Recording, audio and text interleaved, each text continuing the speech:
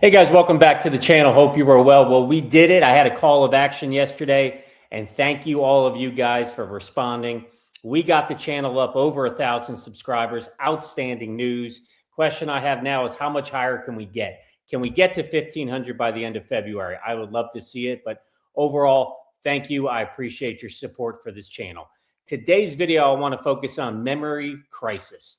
The trading session today was defined for me by a paradox. Record-breaking demand met by supply crisis. So while the morning started off with optimism following a cooler CPI report, then reality checked in about the mid-afternoon, and the sector, particularly in the memory sector mid-afternoon, and we started to see a little bit of a cool-off that we saw in the early or later morning hours. Finished all four stocks down for the day. We're going to jump in and talk about each individual one. What were some of the reasons that we saw the performance we did today? And in general, what are the things we need to be optimistic about all four of those memory players?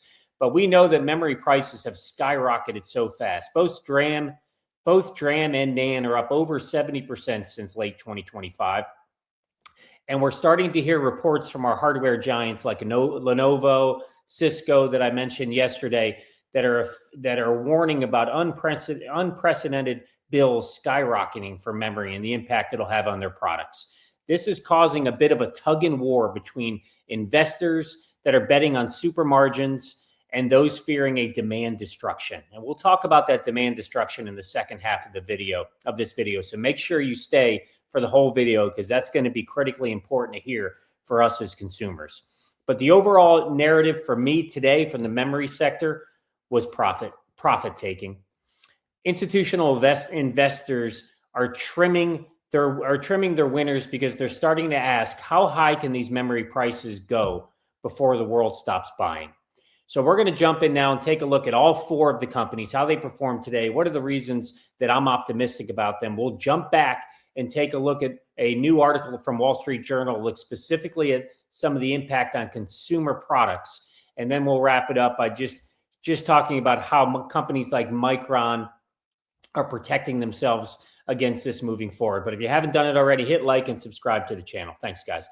All right, let's jump over and talk about the four companies first. So as you screen, you can see we are looking at Micron. Let me jump over there. Sorry, guys. Yeah. You can see we are looking at Micron today, and Micron finished down. It was about a 0.5 percentage point down in the day, 0.56 down, $2.30 off, closed at 411.66.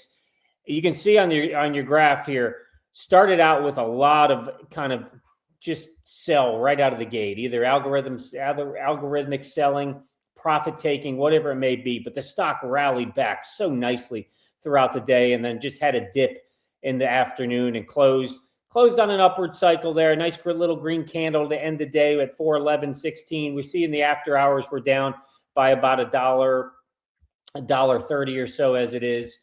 The big news today, I think that I saw earlier, there was a report that indicated that retail investors are continuing to buy Micron right now, but institutional money has begun trimming Micron positions for the first time we've seen that in 3 quarters. Traders apparently are worried about supply shortages, as I mentioned. And while great for prices for the memory companies, it's starting to hurt.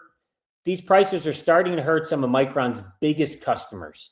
So those are the PC and the server manufacturers. And it's leading to fears of this demand cliff for later in 2026. In fact, when you look at today, the call put ratio on Micron, it spiked to 1.25. That tells us 2 things. One, there's a lot of fear right now in the market. People are betting on a pullback. And that ratio is generally considered strongly bearish sentiment in the short term.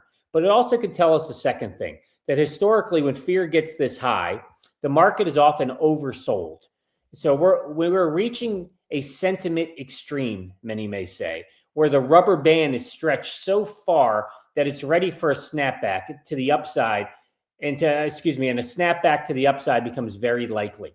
Watch for a contrarian bounce next week with Micron, and we could potentially hit a major support level.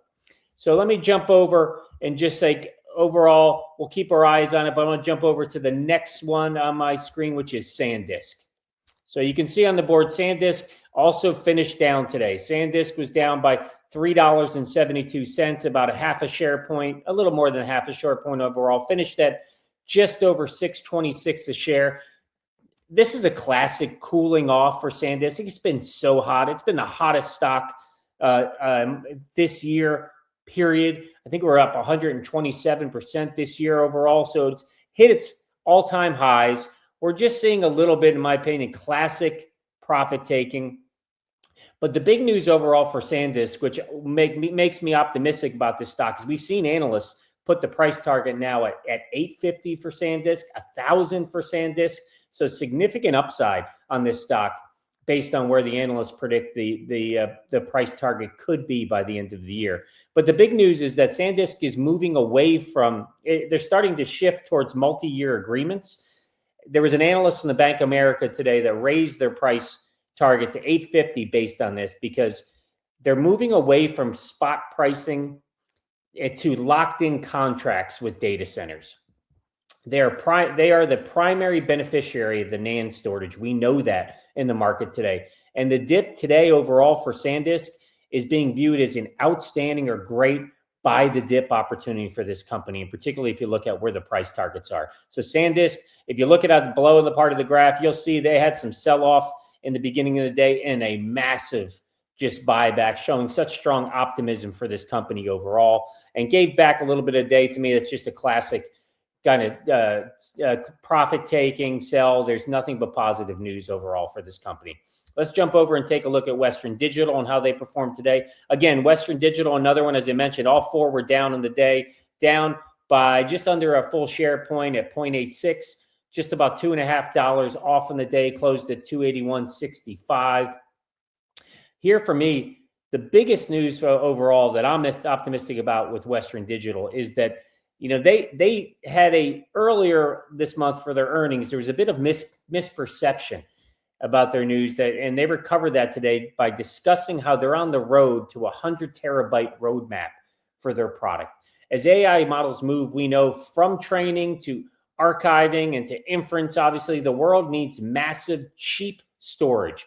Western Digital is the only player currently proving they can scale HDD capacity to 40 terabytes and beyond using their ePMR technology.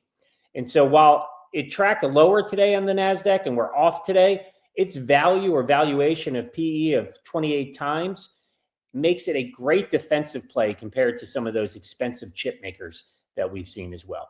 So that's it on Western. Let's take a look over finally at Seagate Technology overall. Again, common theme, Seagate was down today too, about a full share point, $5 off. Looks like in the pre-market, they're down another half a share point overall. The big news would be bullish about Seagate right now is they've reported record margins driven by their Mosaic 3 Plus, so their HAM technology. And unlike other chip makers who are fighting for factory space, Seagate's factories are optimized for high capacity drives. Today's influence came from institutional filings. We saw that there was a Canadian Imperial Bank of Commerce and others significantly increasing their Seagate positions. This is a clear sign that institutional investors and other investors are moving money out of the overhead AI chip space and into the picks and shovels of data storage. There was a great article yesterday in Wall Street Journal on the picks and shovels and how that's the most important in AI. If you haven't seen it, I recommend you go take a look at it. So let's jump back, and again, so that's what we saw today with all four memory players. But at the second half of the video, I mentioned I wanted to get into something I'm calling the squeeze, and it's kind of the hidden part of the memory cycle that I don't talk often about, and I'm not sure if others on YouTube are talking about it. But memory companies are recording record massive profits right now, and the average customer or the average consumer like me and like you that are listening right now, we are about to feel a massive bill shock for the products, particularly the tech products that we buy. So I'm going to jump over and show you an article, then we're going to come back and talk about the impact that it'll have on each and every one of us. So let me jump back over. Sorry, guys. Let me find that article. And this was in the Wall Street Journal today. You can see it says memory chip shortage is squeezing customer tech, and it's set to get worse. So I just want to scroll down. There's a couple things I highlighted in here in particular. We talked about the companies. This again saying Dell Technology, mentioning that their commercial laptops, they've raised prices by as much as 30%. Acer also has raised prices, and they're also mentioning they're going to carry less gigabytes of multitasking per memory in each device. We talked about Lenovo yesterday and the impact there. But what we haven't talked about is some of the gaming. And you can see in my thumbnail, I had a bit of gaming on there as well. And so it's definitely going to affect Sony and Nintendo. For your gamers out there, apologize, but you very well may be in a position where we're seeing increased prices for gaming. And the reason why, if you look at this chart right here, memory as a percentage of manufacturing cost of a device. And we have on the Y scale, TVs down to PCs. And they range from TVs of 7% of the manufacturing cost of memories for TV, all the way out for a Sony PS5 or an Xbox, a Microsoft Xbox is up to 35% of the manufacturing cost is memory for that device. You know, if you look at an iPhone 17, it's about 20% or more, and PCs range from 20 to 30. And if you look at the next graph below, you can see what the average contract price is on the left for DRAM and NAND as we went from first quarter of 25 to the first quarter of 26, what's expected, just that parabolic jump in growth there. We also see shipments of smartphones and PCs are expected to be lower this year compared to last year. And that's just due to the cost of memory. So overall, it's a double-edged sword for us as investors.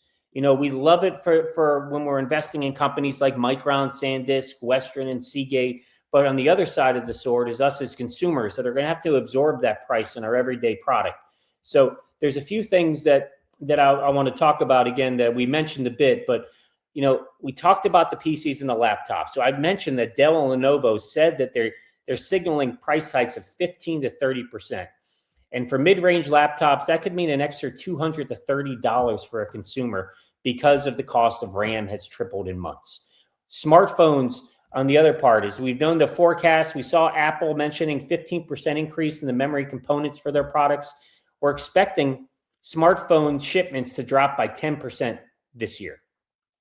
And that's because of the total cost of memory and what it's costing this year compared to last year. The other two phenomena we're seeing is that, in particular with smartphones, is the replacement cycles are getting longer. Typically, a consumer replaces their smartphone every 2 years. We're seeing that now shift, or expect to see it to shift to maybe 4 years of replacement.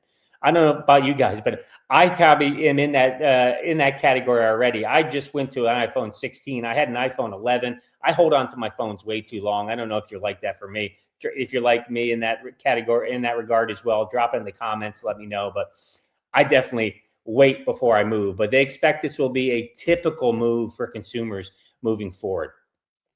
And all of these actions and prices we've mentioned, they're going to hurt from a consumer perspective. But companies like Micron, they're actually enacting a survival playbook to work around this, particularly to keep their prices and their stocks high. First, as we've talked about, is the HBM4 pivot, right? This is their ultimate shield overall. So they are migrating away from customer sales and moving their factories more to the HBM4 product because of the higher margins.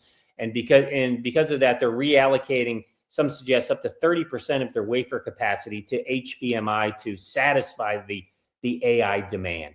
So they aren't losing sales. A company like Micron is not going to lose sales. They're just trading a $50 consumer RAM stick for a $5,000 AI memory module.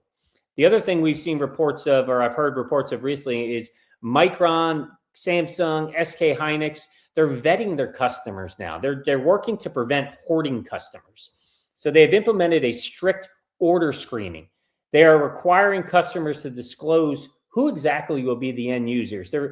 Because they want to prevent panic buying on hoarding. And this will keep the market stable and ensures that they only sell to high margin buyers.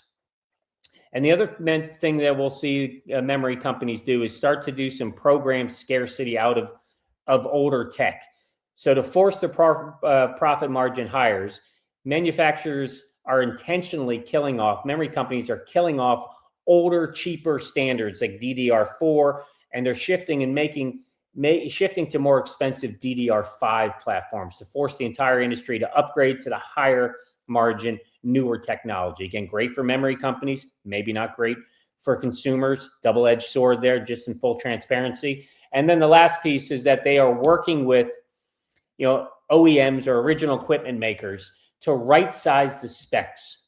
So for example, instead of a laptop coming with 16 gigabytes of RAM as standard, now we may see a case where we're going to return to 8 gigabytes as a base model. And they may shift to slower, cheaper quad level cells storage instead of high-end triple level cell storage to keep the sticker price from looking too scary for customers. So overall, the irony of 2027 is that the memory kings like Micron are actually insulated from the customer in a sense because of the way they're navigating the space and some of the moves that I just talked they're doing in the market. They found a way to make more money by selling fewer chips. They've traded the unreliable consumer for the insatiable AI data center in the hyperscalers business. And for us as consumers, we may be entering a memory crisis. It means the end of cheap tech. The era of cheap tech may be officially over, or at least until the new factories are built in 27 and 28. So the bottom line is the memory super cycle of 2026 is real, folks, and it's ruthless, and we are in a scarcity phase. The companies that own the supply, like Micron and SanDisk, and the companies that provide the cheapest capacity, like Seagate and Western, are becoming the essential backbones of the AI era. And I want you to watch Micron next week. If we can hold that 400 level, and if it holds next week as we get into start off in the market, we very well may see that contrarian bounce that I mentioned at the beginning of the product, and we may have a great bull run, and this bull may have miles left to run for Micron. So I hope you guys have a great evening, great weekend. I'll drop my video tomorrow, but I hope you enjoyed this one. Take care. Talk to you soon.